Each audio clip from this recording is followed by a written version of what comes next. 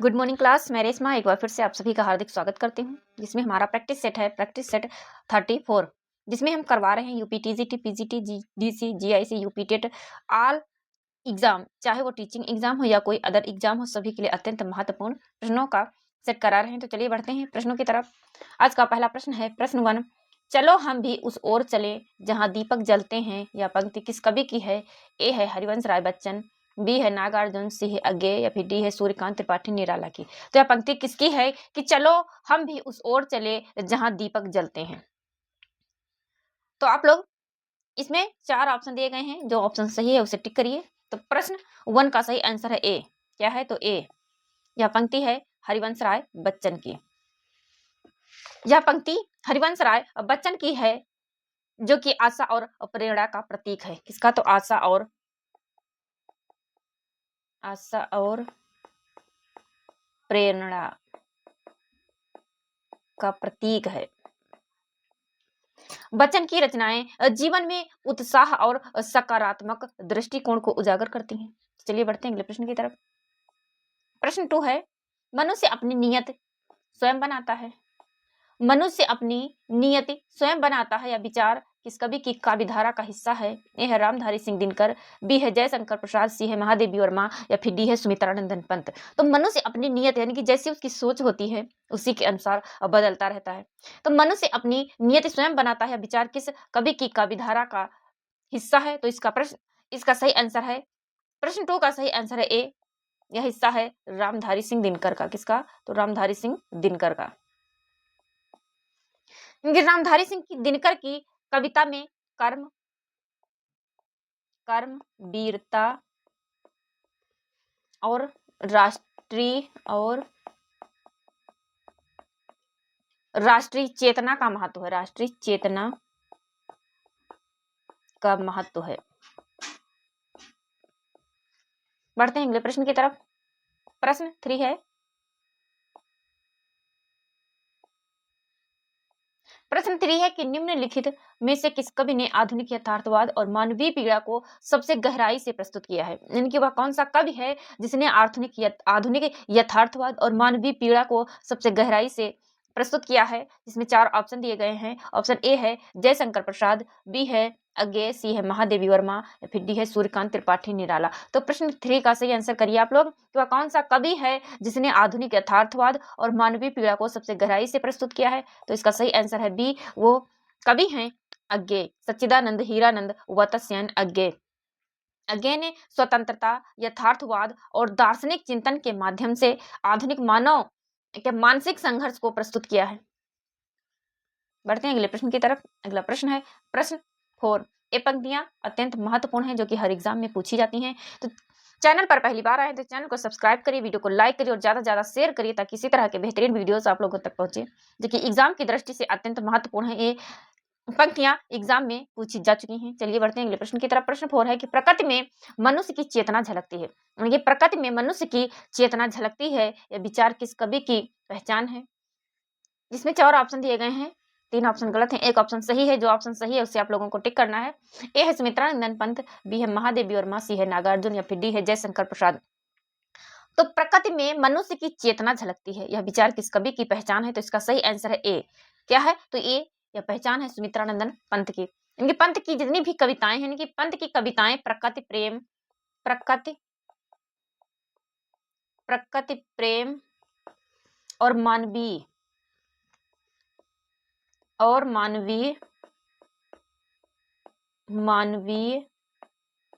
मानवीय भावनाओं के मिलन की, मानवीय भावनाओं के मिलन की विशेषता लिए होती हैं, विशेषता लिए होती हैं।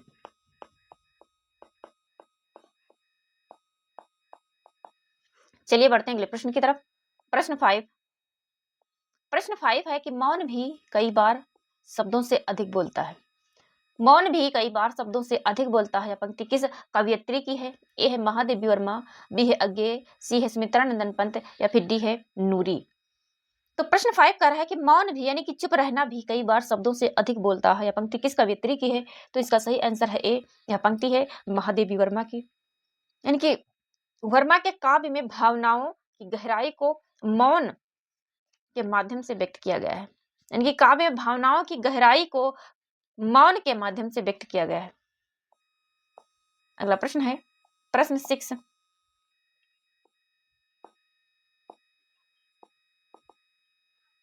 प्रश्न 6 है कि कविता उनकी श्रृंगारी है। कैसी है? तो कविता उनकी श्रृंगारी है पर प्रेम की उच्च भूमि पर नहीं पहुंचती। प्रश्न 6 कह रहा है कि कविता उनकी श्रृंगारी है पर प्रेम की उच्च भूमि पर नहीं पहुंचती, नीचे ही रह जाती है। बिहारी की कविता के संदर्भ में यह कथन किस आलोचक का है? प्रश्न 6 यानी यह किस आलोचक का है? ए है रामविलास शर्मा, बी है हजारी प्रसाद द्विवेदी, सी है रामचंद्र शुक्ल या फिर डी है नामवर सिंह। नामवर सिंह, चलिए मैं इसको यहाँ पे लिख देती हूँ, नामवर सिंह। नामवर सिंह। तो सही आंसर टिक करिए आप लोग कि कविता उनकी श्रृंगारी है पर प्रेम की उच्च भूमि पर नहीं पहुंचती, नीचे ही रह जाती है। बिहारी की कविता के संदर्भ में यह कथन किस आलोचक का है? तो इसका सही आंसर है सी। यह कथन है आचार्य रामचंद्र शुक्ल का। किसका? तो यह कथन है आचार्य रामचंद्र शुक्ल का। चलिए बढ़ते हैं अगले प्रश्न की तरफ।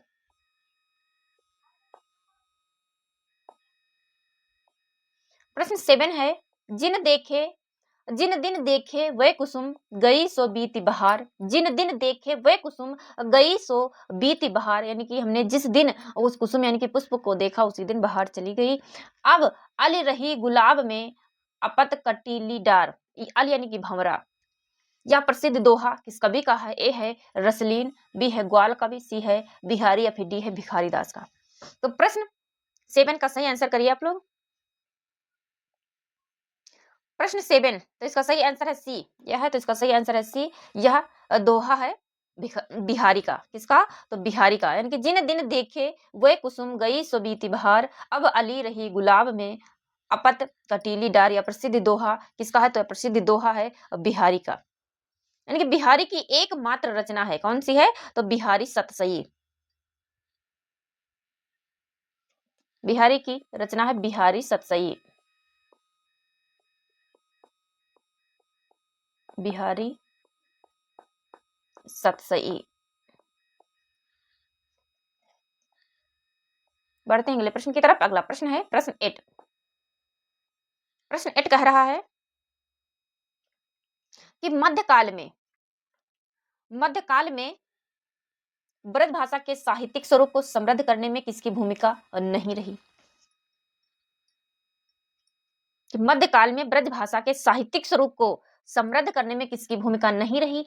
ए है भूषण, बी है घनानंद, सी है बिहारी या फिर डी है नूर मोहम्मद। यानी कि वह कौन सा कवि है जिसकी मध्यकाल में ब्रज भाषा के साहित्यिक स्वरूप में भूमिका नहीं रही? तो इसका सही आंसर है डी नूर मोहम्मद। किसकी है? कौन सा वह कवि है? तो वह है नूर मोहम्मद। इनकी नूर मोहम्मद अवधी भाषा के कवि हैं। किसके हैं? तो नूर मोहम्मद अवधी भाषा के कवि हैं। इनकी प्रमुख कृति है इंद्रावती। कौन है? तो इंद्रावती। इनकी प्रमुख कृति है इंद्रावती और अनुराग बांसुरी। अनुराग बांसुरी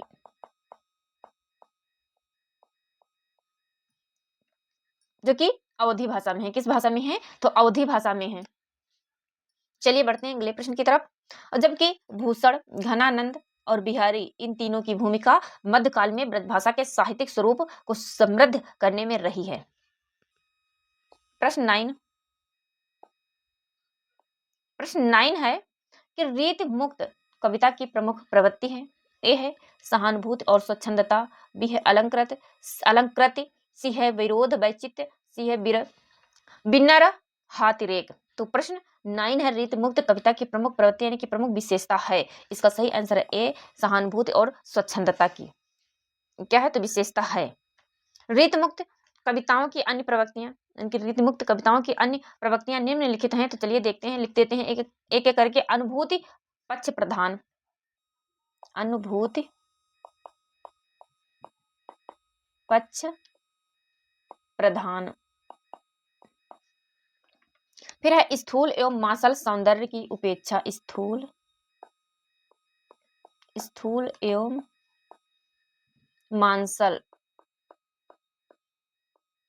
मांसल सौंदर्य की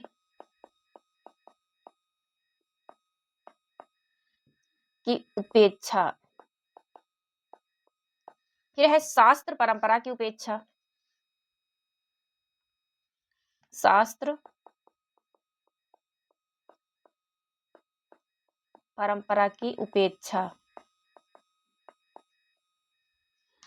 फिर है सहज सरल ब्रज भाषा का प्रयोग। ब्रज भाषा का प्रयोग। रीति मुक्त काव्यधारा के प्रमुख कवि कौन कौन से हैं? तो रीति मुक्त काव्यधारा के प्रमुख कवि हैं घनानंद। चलिए मैं यहाँ पे लिख देती हूँ कलर चेंज करके। घनानंद, बोधा, आलम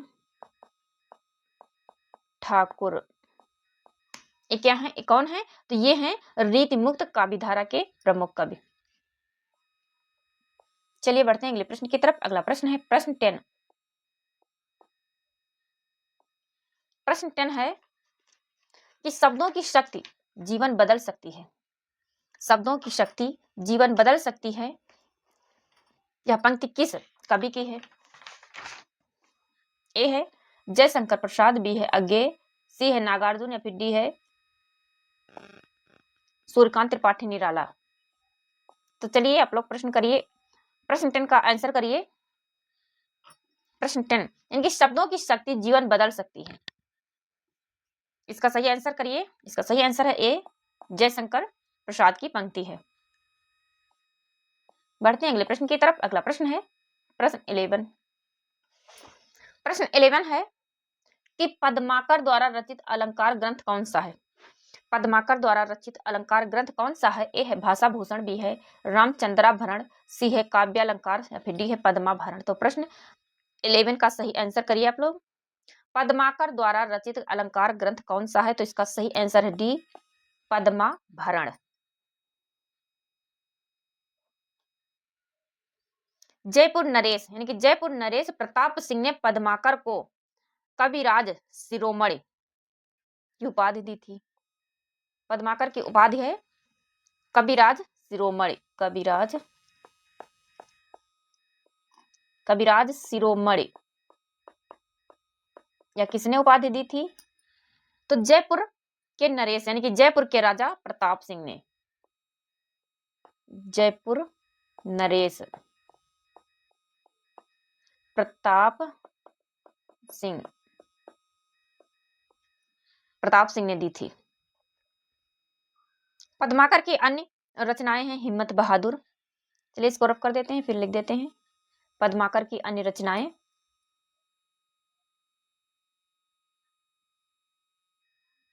पद्माकर की अन्य रचनाएं हैं हिम्मत बहादुर,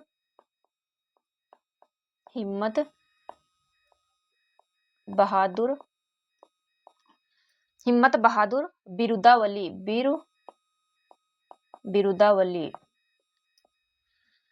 पद्माभरण, जगत विनोद,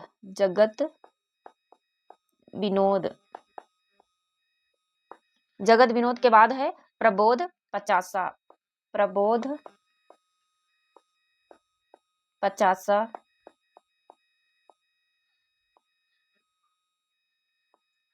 पचासा। इसके बाद है गंगा लहरी, गंगा लहरी के बाद है प्रताप सिंह बिरुदावली, काली पच्चीसी, अलीजाह प्रकाश।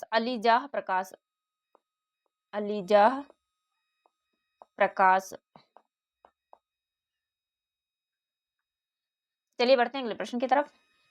अगला प्रश्न है प्रश्न 12। प्रश्न 12 है कि मतीराम द्वारा रचित ग्रंथ। मतीराम द्वारा रचित ग्रंथ कौन सा है? ए है कृष्णायन, बी है जगत विनोद, सी है ललित ललाम या फिर डी है रस चंद्रिका। तो मतीराम द्वारा रचित ग्रंथ है ललित ललाम। मतीराम द्वारा रचित अन्य ग्रंथों की बात करें तो उसमें है फूल मंजरी, फूल मंजरी, फिर है लक्षण श्रृंगार, लक्षण श्रृंगार, साहित्य सार, साहित्य सार के बाद है रसराज, रसराज सतसई, रसराज सतसई, अलंकार पंचासिका, पंचासिका, व्रत कौमुदी, व्रत कौमुदी, व्रत कौमुदी।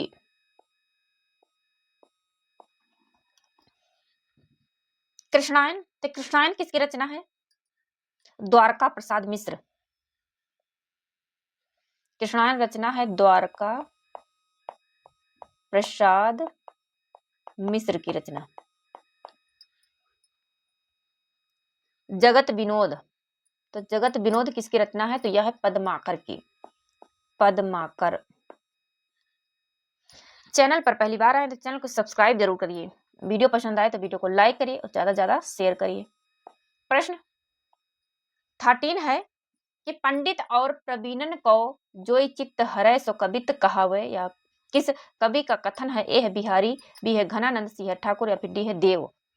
तो प्रश्न 13 का सही आंसर है सी, पंक्ति है ठाकुर की।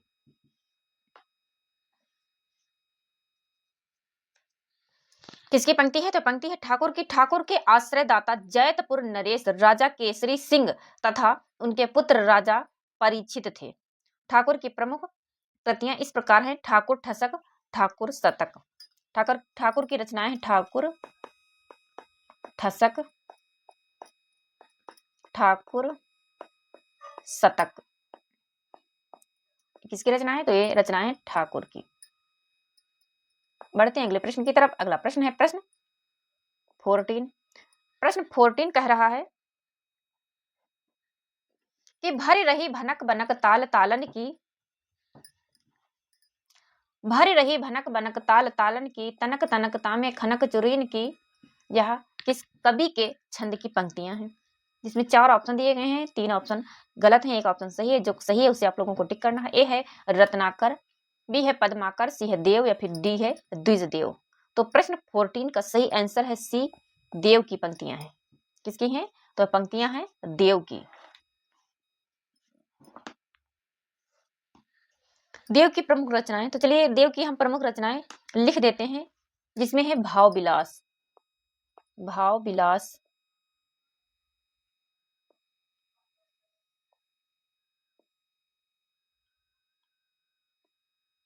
भाव विलास, भाव विलास के बाद है अष्टयाम, अष्टयाम, अष्टयाम के बाद है भवानी विलास, भवानी विलास। इसके बाद है राग रत्नाकर, राग रत्नाकर, कुशल विलास, कुशल विलास के बाद है देव चरित, देव चरित, प्रेम चंद्रिका। इसके बाद है प्रेम चंद्रिका,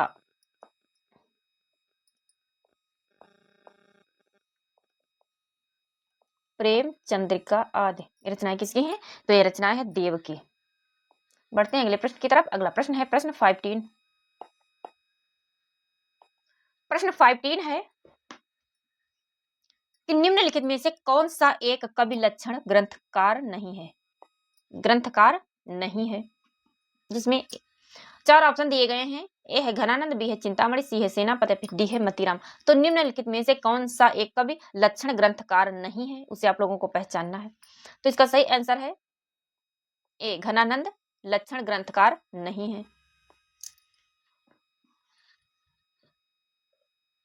घनानंद लक्षण ग्रंथकार नहीं है, ये रीति मुक्त धारा के कवि हैं। किसके? तो रीति मुक्त धारा के कवि। इनका जन्म, घनानंद का जन्म 1689 ईस्वी में बुलंदशहर में हुआ था। कहाँ हुआ था? तो बुलंदशहर में हुआ था। यह निम्बार्क संप्रदाय में दीक्षित थे। किसमें? तो घनानंद निम्बार्क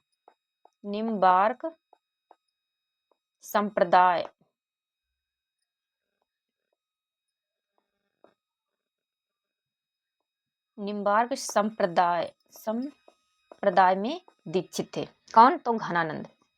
इनके आश्रयदाता यानी कि घनानंद, इनके आश्रयदाता मोहम्मद शाह रंगीले थे। घनानंद के आश्रयदाता मोहम्मद शाह रंगीले थे। इनके द्वारा रचित कृतियां हैं सुजान सागर, इश्क लता, विरह लीला, वियोग बेल। लाइट चली गई है। चलिए बढ़ते हैं अगले प्रश्न की तरफ। प्रश्न 16। प्रश्न 16 है कि माधवानल कामकंदला किसकी रचना है? ए है बोधा, बी है ठाकुर, सी है गंग या फिर डी है आलम। तो माधवानल कामकंदला किसकी रचना है? तो इसका सही आंसर है डी, यह रचना है आलम की।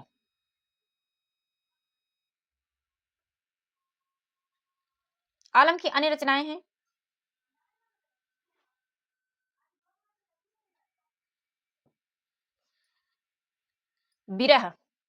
विरह वागीश तथा इश्कनामा।